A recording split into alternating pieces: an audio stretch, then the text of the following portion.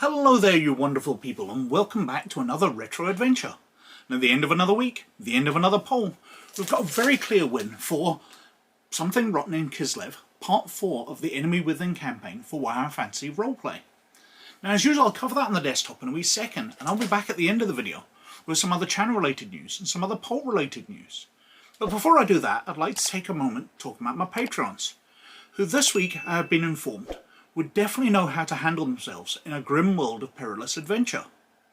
Which is just the kind of people these are. These are amazing people who help make all of this possible and support the channel. And that is very, very much appreciated.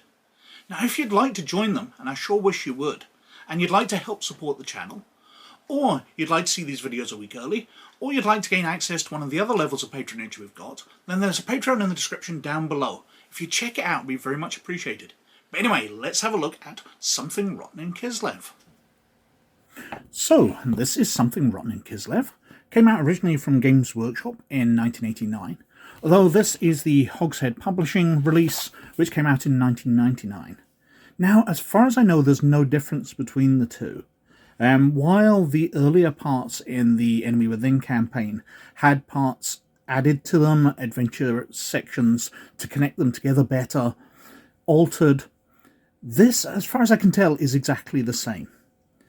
Now, that's not to say it's perfect, because it has a large flaw in it. But anyway, let's start having a look through it. So, nice artwork on the cover, and on the back. Mystery and necromancy in the frozen east. Something is rotten in Kislev. Beastmen are raiding, killing and burning. The dead are walking the streets of remote cities, and the entire colonies are rejecting the Tsar's rule. But these mysteries linked, and if so, how? Sent by Graf Boris of Middenheim to help the Tsar, the adventurers will find themselves contending not only with undead and beastmen, but also with ghosts, elite hobgoblin warriors, creatures of chaos, and strange nature spirits, plus the Kislevites, who can be less than friendly, as well as puzzles, dilemmas, ominous curses to occupy their minds and keep them in trouble. Something Rotten in Kislev contains 3 linked adventures that can be used separately as a Kislev campaign, or as part of the Enemy Within series. The book also has full information on the nation of Kislev, its people's culture and its history, as well as local religion and spirit worship. Also included are many handouts and maps, plus great art and 6 pre-generated PCs. So that's kind of what this is. It's not terribly well linked to the rest of the Enemy Within campaign, because this is a side quest. The players have done things within the Empire, but they need to be out of the Empire for a while for the storyline to progress.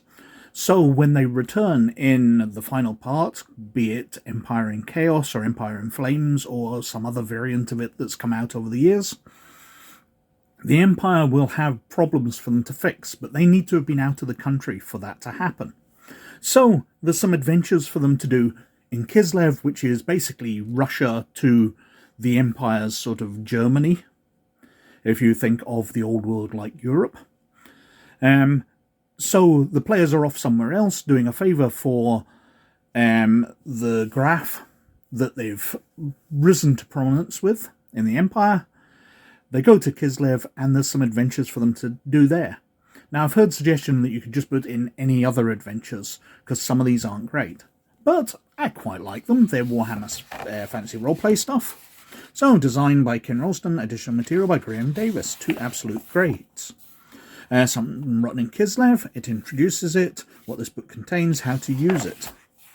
How it links into a Kislev campaign or the Enemy Within campaign.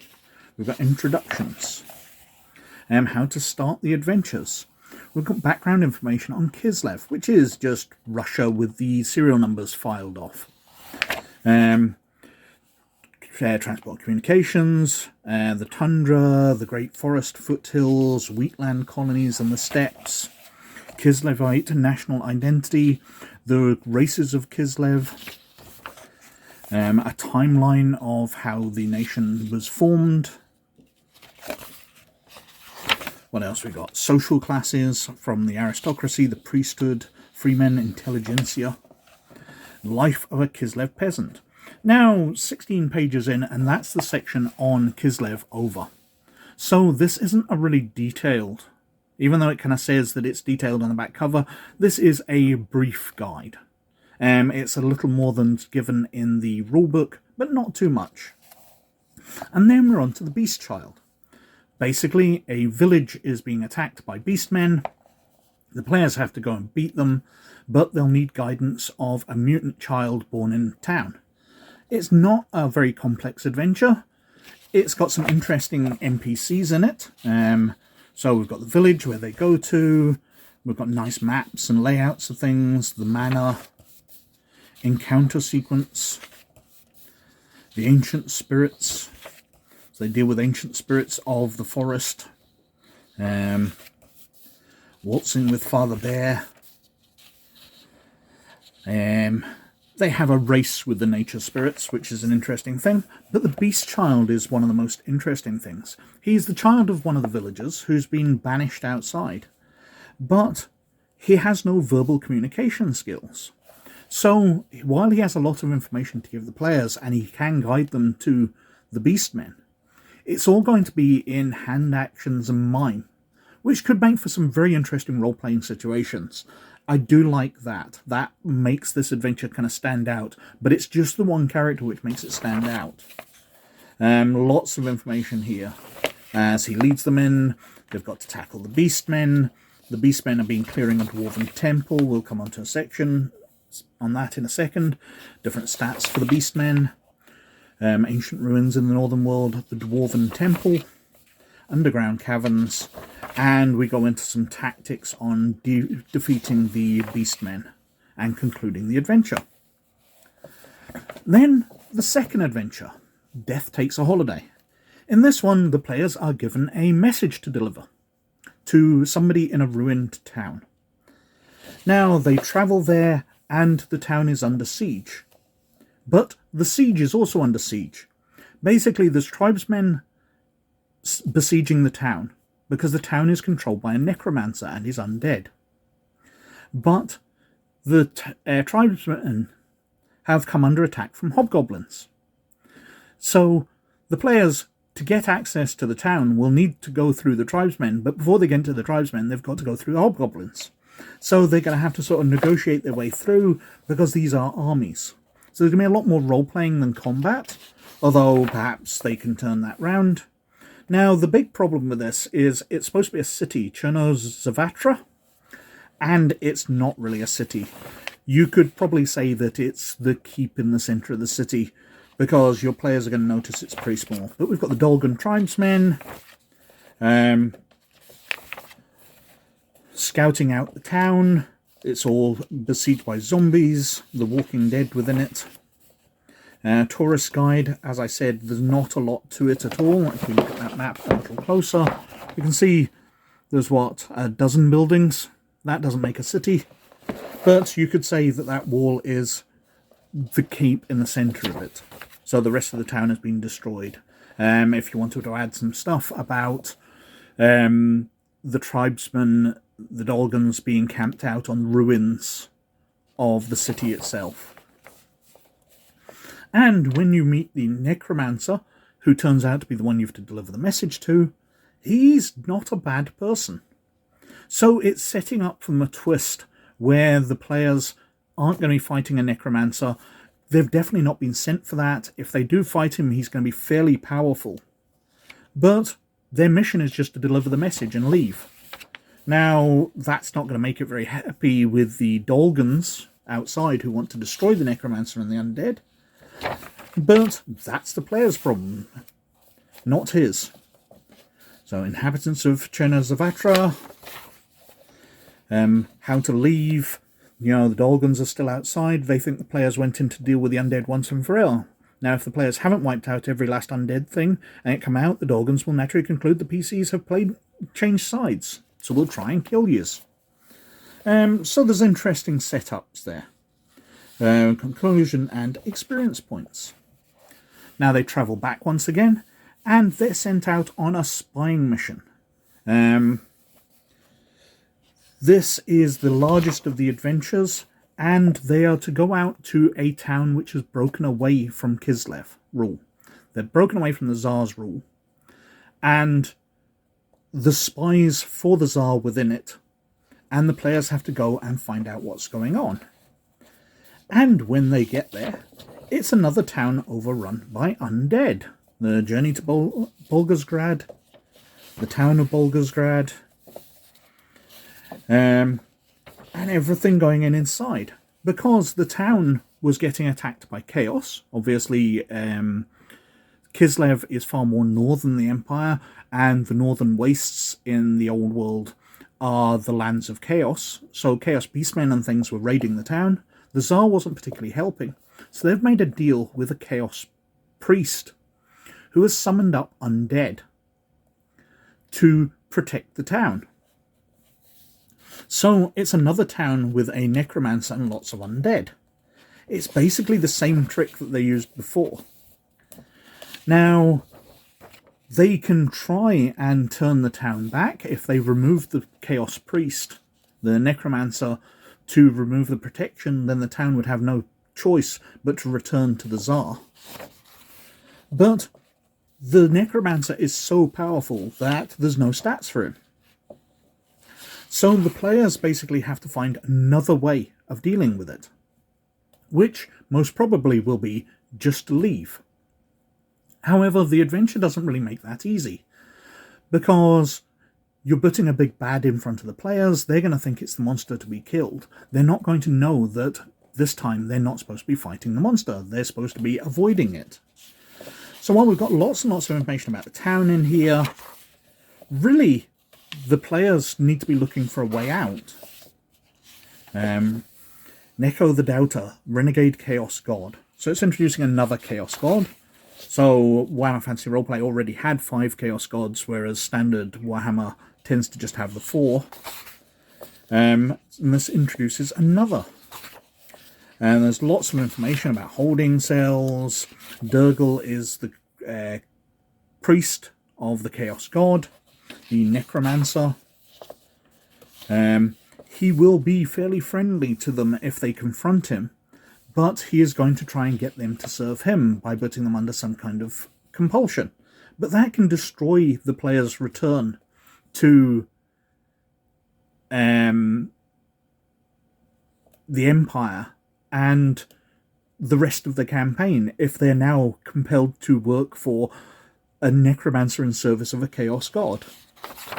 This can totally destroy the campaign, selecting a tone for the debacle. Credoc, swearing the oath.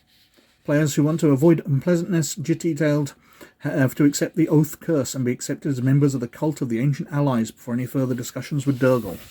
So there's a large section on completing it, but the players being compelled to serve a chaos god. And there's a whole thing about them returning. Because if they haven't solved the problem, if they haven't beaten a necromancer who is so powerful he doesn't have stats, so he can't really be fought, the Tsar is going to look at them as having failed, especially if they return and with the information, well, this city rebelled because you weren't doing your job well enough. It's a right pickle for the players, let's put it that way. But if they succeed, then they're going to get the Tsar, start of Kislev. You're going to get awards and various things. One of the first things players might think of is to have the oath curse lifted by the most powerful wizard in Kislev. Unfortunately, the most powerful wizard in Kislev is Silring Durgal, so the guy who just placed the curse on them. If they've decided to accept it.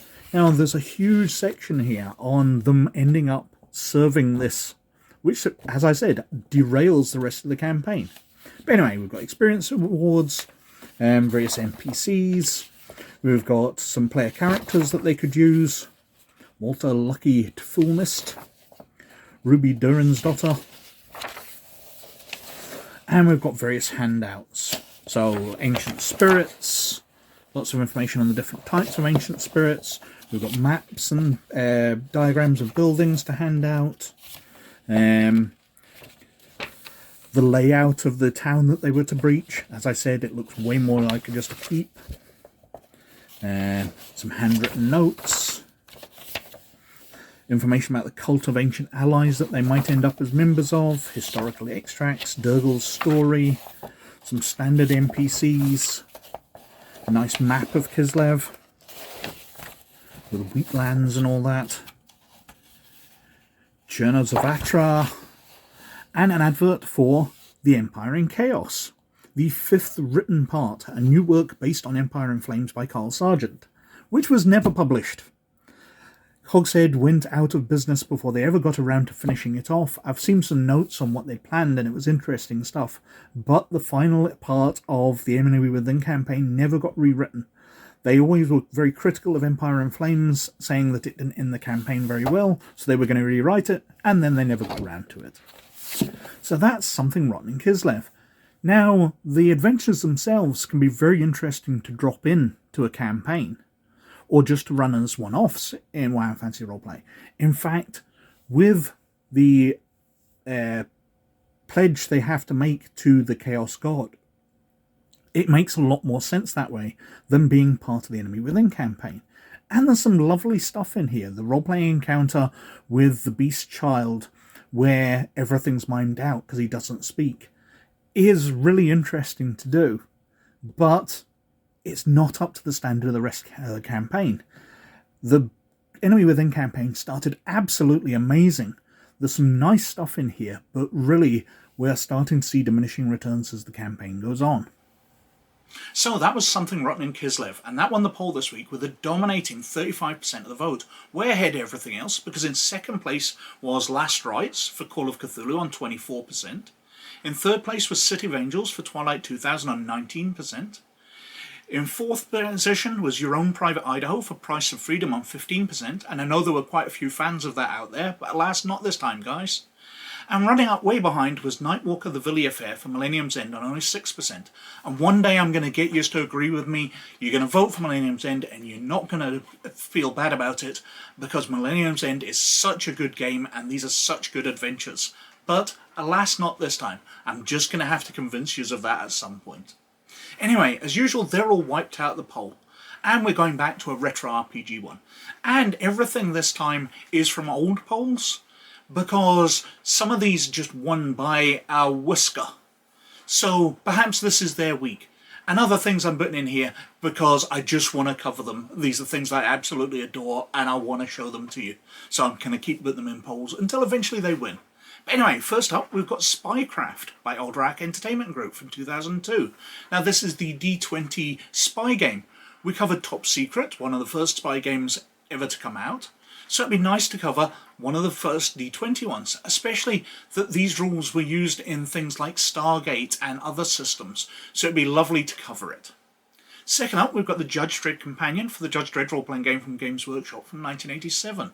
Now, I very briefly touched on this way back in my Judge Dredd video when I was just starting off, but I think I maybe spent 30 seconds on it, and it deserves a lot more attention than that. Games Workshop products from this time were absolutely first class, so I'd love to show that off to you.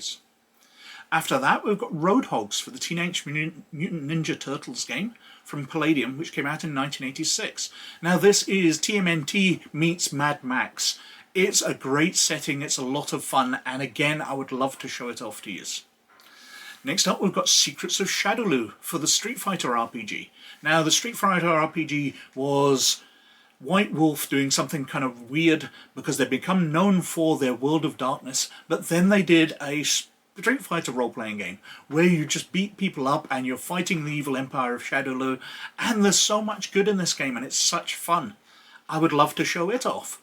And finally, we've got Denizens of Earthdawn Volume 2. Now, I've covered Volume 1, and Earthdawn is one of my favourite fantasy settings. Post-apocalyptic fantasy where people are crawling out of underground bunkers, basically, after a magical disaster and trying to recolonise the world. It's Fallout the fantasy RPG. The races in it are so different that these Denizens books detailed how the races were different, and I would love to show it off as well. But it's now in your hands to decide which of these 5 is going to be in. What else have I been up to? Well, over on Drive Through RPG, I've been putting up some Victorian classes. Now, these are various investigators, scientists, that kind of stuff, in a Victorian horror setting, but using the D20 rules, the Dungeons & Dragons 5th edition rule set.